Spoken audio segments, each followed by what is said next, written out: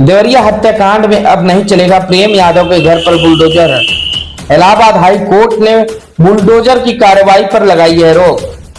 Allahabad high court इस मामले से जुड़ी बड़ी खबर है, जहां देवरिया में प्रेम यादव के घर पर बुलडोजर कार्रवाई पर हाई कोर्ट ने लगाई है रोक। वहीं प्रदेश सरकार पर भी कड़ी फटकार लगाई है। बता दें, देवरिया हत्याकांड मामला गहरता जा रहा है, जहां मामले ने काफी पहले से ही सियासी मोड़ ले लिया है और लगातार विवाद बढ़ता जा रहा है। आज अखिलेश यादव दोनों पीड़ित परिवारों के घर गए, जहां इसी बीच इलाहाबाद हाई कोर्ट से इस मामले से जुड़ी बड़ी खबर सामने आ गई, जहां देवरिया में प्रेम यादव के घर पर बुलडोजर कार्रवाई पर रोक लगाई है। इलाहाबाद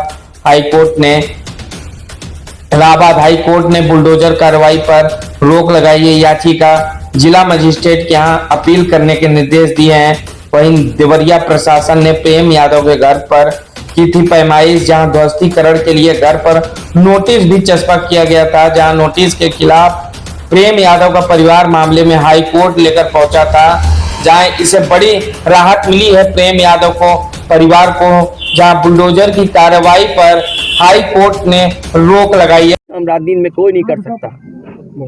ये वो लोग हैं जो घटना में राजनीतिक लाभ लेना चाहते हैं।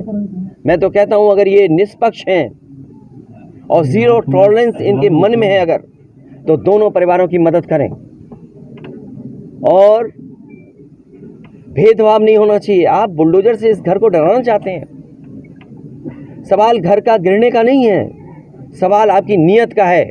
और आपने अपने फैसले में ये स्वीकार कर लिया है कि आपके अधिकारी गलत थे और गलत अधिकारियों नगर नहीं थे वो अधिकारी गलत, तो बताइए आपको 20 अधिकारियों को सस्पेंड करना पड़ा, जो अधिकारी यहाँ रह भी नहीं रहे, कभी नौकरी किए थे। आपने बड़े अधिकारी क्यों छोड़ दिया आपने? क्या उनकी जिम्मेदारी नहीं बनती? अगर आपको ये महसूस हो रहा था कि छोटे अधिकारियों के कारण ही ये ज़मीन इस तरह के विवाद बढ़ा है, तो आपने बड़े अधिकारियों को क्यों छोड़ दिया? आपकी जीरो टॉलरेंस की पॉलिसी कहाँ चली गई? और फिर आप इस घटना से राजनीतिक लाभ लेना चाहते हो। आप सवाल ये नहीं है कि एक समुदाय किस जाति बिरादरी का है, दूसरा समुदाय किस जाति बिरादरी का है। सबसे बड़ा सवाल है, इस सरकार में इन लोगों की जान गई है और आपकी जीरो टॉलरेंस की पॉलिसी से उन परिवारों के सदस्यों की जान नहीं आने वाली। और ये जो डर दिखा करके आप डरना चाहते हो, जब जनता खड़ी हो जाती है, जनता की ताकत के सामने सरकार की ताकत टिक नहीं सकती। सरकार की ताकत कुछ भी नहीं है जनता की ताकत के सामने। आज इस परिवार के और सदस्यों पे आप अन्याय कर रहे हैं। एफआईआर लिखने का तरीका क्या उंगली नहीं उठाता? और मैं तो पत्रकार साथियों से कहूँगा कि आप में से कुछ लोग कानून की जानकारी रखते हैं, कानून को समझते हैं, क्योंकि इतना अनुभव आपको हो गया है घटनाओं को देखते हुए और अधिकारियों से बात करते हुए, आप समझते होंगे। सोचिए, परिवार एफआईआर नहीं लिखा पा रहा है, क्या उसकी पत्नी की एफआईआर नहीं लिखनी चाहिए थी? और सो मोटो लेकर के स्वयं सरकार को या निष्पक्ष होकर के क्या पहली घटना पे एफआईआर नहीं दर्ज होनी थी? आपने जो प्रेम यादव की जान गई उस पर एफआईआर किससे दर्ज कराई? सुनने में आ रहा है कि आपने जानबूझ करके डरा के धमका के और खाली पन्ने पे दस्तखत करा करके आपने एफआईआर लिखी है। और एफआईआर ऐसी लिखी है कि वो एफआईआर टिक ही नहीं सकती। जो मरने वाले लोग हैं उनको आपने नाम दर्ज किया है उनका, और दूसरी तरफ से कोई यहाँ का है, कोई वहाँ का है, न जाने कहाँ कहाँ के से लोग हैं, उनके नाम डलवा दिए। क्या आपने नाम नहीं डाले उनके गलत? जो यहाँ गाँव में रहने वाले लोग हैं, निर्दोष लोग हैं, क्या उनके नाम नहीं डाल दिए आपने? अभी महिलाएं मिली उनके परिवार की, क्या उनके पतियों का क्या दोष था या उनके रिश्तेदारों का क्या दोष था? अगर कोई रिश्तेदार दूसरी जगह रह रहा है, वहाँ भी पुलिस जाकर के तांडव मचा रही है, आतंक मचा रही है। क्या ये जनता को नहीं दिखाई दे रहा? और फिर जब चुनाव होता है तो आप दूसरे तरह की पुलिस लगाते हो। ये घटना आ गई तो आप दूसरे तरह की पुलिस लगाते हो। क्या हमें आंखों से नहीं दिखाई दे रहा आपकी नीयत? मासूम बच्चों की हत्या हुई, उसका क्या कहना है?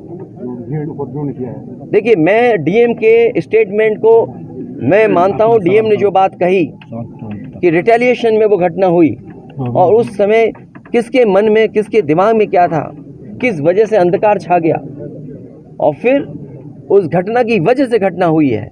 और घटना वो भी गलत है, घटना ये भी गलत है। अगर ये सवाल आप पूछते हैं मासूमों के लिए, मासूमों की कभी जान नहीं जाती अगर प्रेम यादव की जान न गई होती तो। प्रेम यादव की जान नहीं जाती तो किसी मासूम किसी की जान नहीं जाती। आखिरकार सरकार क्यों इस बात को छिपाना चाहती है कि प्रेम यादव को बुला करके मारा, और किसने मारा, धारदार से कैसे मारा। और यही नहीं आप बताइए सुल्तानपुर में क्या एक ब्राह्मण डॉक्टर को ड्रिल से नहीं मार दिया? ड्रिल से, क्या ड्रिल से नहीं मारा? क्या उनके परिवार के बच्चों को आपने गले लगाया? क्या उनके परिवार के सदस्य अस्पताल मिलने गए? क्या आपने सोशल मीडिया के लिए वो तस्वीरें खिंचवाई कि उनसे गले मिलते हुए तस्वीर खिंचा लें? मैं जानता हूँ दुख किसी के जाने का, किसी के खोने का। आज हम जरूर इस परिवार के साथ हैं या और लोग हैं, लेकिन जब वो अकेले बैठेंगे कभी याद आएगी उनके परिवार के सदस्य की तो उन पर क्या गुजरेगी सोचिए आप। क्या बेटियां उसकी छोटी क्या बोलो।